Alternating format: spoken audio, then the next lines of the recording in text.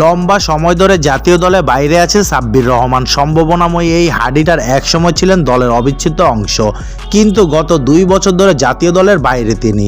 2022 সালে সবশেষ পাকিস্তানের বিপক্ষে টি-20তে দেখা গিয়েছিল তাকে।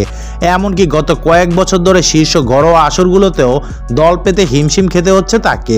তবে সম্প্রতি লঙ্কা টি10 ফর্মে ফেরার আভাস দিয়েছে। তবে জাতীয় দলে ফিরতে হলে আরও একবার নিজেকে প্রমাণ করতে হবে তাকে। সাব্বির আশাবাদী তিনি সেটি পারবেন। বুধবার মিরপুরে গণমাধ্যমের মুখোমুখি হয়ে সাব্বির বলেন, জাতীয় দলের জন্য তৈরি তো অবশ্যই হচ্ছি, বয়স তো এখনও বাকি আছে আমার, চেষ্টা করছি কামব্যাক করার, এজন্য মাঠে আসছি, অনুশীলন করছি, বিপিএলে সুযোগ পেয়েছি, বাইরের দেশে খেলতে যাচ্ছি, আশা তো সবাই করে, আমার পরিবারও করে, আমিও করি। আশাটা কিভাবে পূরণ হবে সেটা ভালো খেলার পরে, তা চেষ্টা করব ভালো খেলে আবারও কামব্যাক করার জন্য।